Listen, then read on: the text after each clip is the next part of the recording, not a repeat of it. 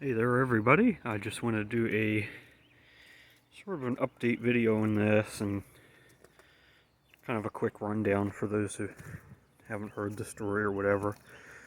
This is the Rot Rod. It is a 1966 Impala two-door. It's a two-door hardtop, but it was marketed as a two-door sport coupe. It's badged as a super sport, but it is not. I picked up all the badges at different swap meets and stuff like that. It was painted up about 10 years ago with all local businesses and just other stuff that was kind of made up along the way. Got some sort of off-brand centerline wheels in the rear, and then these Kragers that I picked up from a buddy of mine. They were sitting out back behind his grandparents' farm. They gave them to me for free. I think they really fit the car. Kunkel Service Company is now Auto Plus, which the same company that owns us also owns Pep Boys. That's actually where I work now, is in Auto Plus, a couple minutes away. Sowers Racing is just Mike Sowers, who owned the car before me. Campbell's Used Cars, I think, is on the other B-pillar also. Yeah, here it is, Campbell's Used Cars. And that's now a used car lot. They have a little body shop and stuff. That's just US 1 now, on Route 1. That one there is in memory of Jim Sowers. That was Mike Sowers' father. I don't know that I met him, not that I remember anyway. Child Chevrolet was in town for a while and then moved, and is now, it changed hand a few times, but it's now Bob Bell Chevrolet. Frogtown Texaco. I've made up stickers that are Frogtown Cycle Salvage and stick them on bicycles. I mess with Schwinn bicycles a little bit, and just had a bunch of stickers made so when I sell them I can slap that on there. But that was Mike's house over there. He had the garage all set up with like fuel pumps and a bunch of old like advertising and stuff like that. And that was Frogtown Texaco. They had the basement set up like a diner. Let me show you some of the interior. Not a whole lot to look at in here. These are a pair of buckets that my dad had picked up. They were just sitting around, so I threw them in here. It had a fairly nice tan bench seat in it that wasn't, it was like a 68 Chevy bench seat with headrests or something. I threw these in there. Part of the interior is still blue, and it goes along with the Super Sport thing that I was trying to fake. The fuel tank has been replaced with a little like 4 or 5 gallon cell, so it's got the chop meter in there. It doesn't actually chop, but just to be funny. That custom radio hole there was made before me, so I just threw gauges in there. They're literally just sitting there. No gas pedal. There's just the linkage there. Brake pedals there, they don't really work too well. Turn signal switch in the column is broke. That's where the stalk's supposed to be. So I got that one unplugged. And this one here that's also, it's less broken, is plugged in there.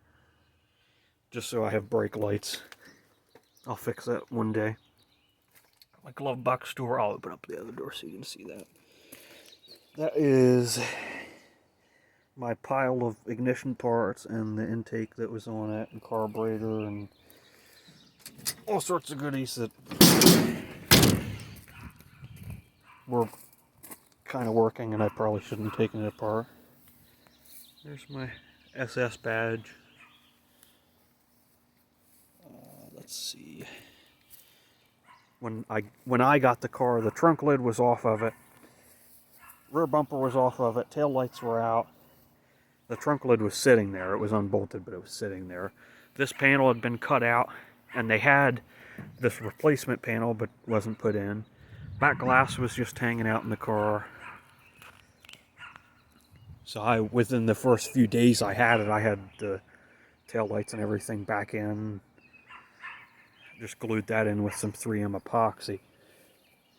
These are the tires that have been on it forever. I never really run the car too far, which is why the dry rot doesn't really bother me. It probably should, because they're really not that good, but I'm not actually racing it or anything. These were just some used ones that I got from somewhere.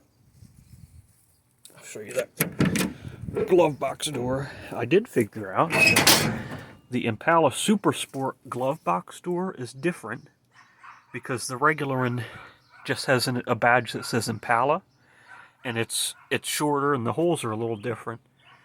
And my new airbags, this thing I hand painted on there. Yeah, that is a genuine Impala Super Sport glove box door. Open up the hood for you. I finished up my high beam delete.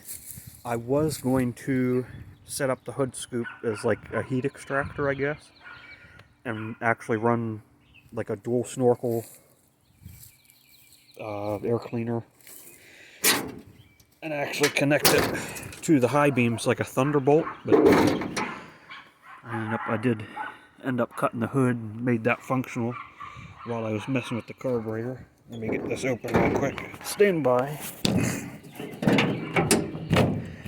Alright.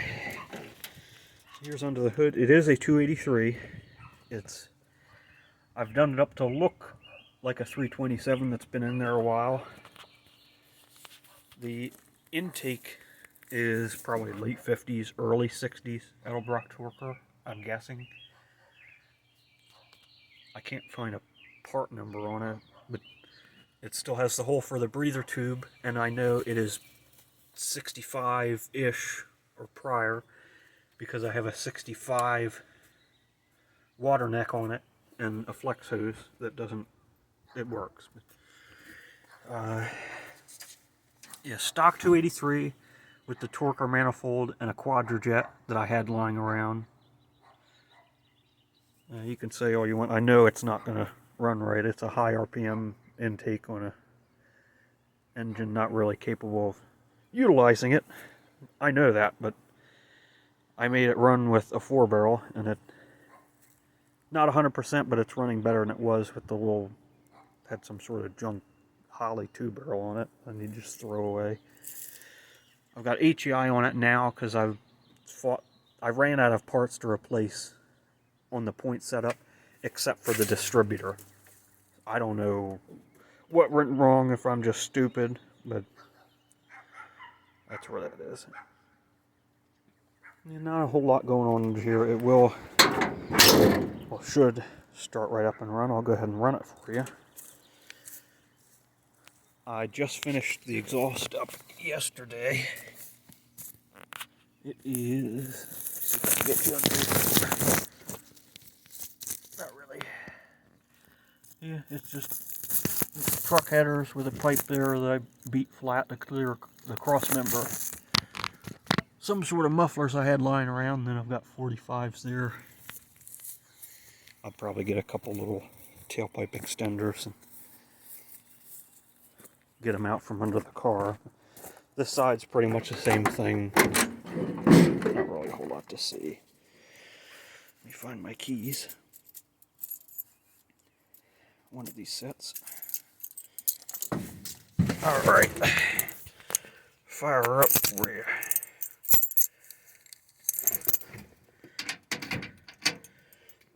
See what she wants to see on a couple points.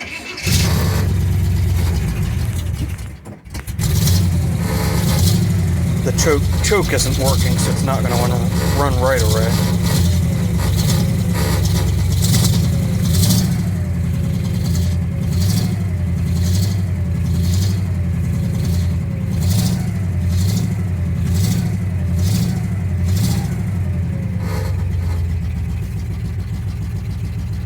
There we go. Now she'll sit here and run. if I can get out of it without hurting myself. It's not the best running car, it's not the best sounding car, but it's cool. I've got a lot of hours in it. And people seem to like it, which is cool. Now Mike, who put the car together, he knew it was rough. He knew it really wasn't worth putting a whole lot of money or effort into, but he wanted to do something with it, and it kind of, in a way, tells a story of old race cars and just of Bel Air, local places that have come and gone. So my goal has just been to keep it going as kind of a tribute to him, to these cars, to the town I live in, and just cool old race cars in general. So yeah, that's pretty much it. I hope you guys enjoy. Thank you if you stuck around this long. I know my filming skills leave a lot to be desired. But yeah, thanks for checking it out. Feel free to ask any questions or whatever. If you want me to do a video on one of these things, I can. There's my parts car for that one. It's a Bonneville with a supercharger, and then this is the 66 4-door, all original. Yeah, thanks for checking it out. You guys have a good one.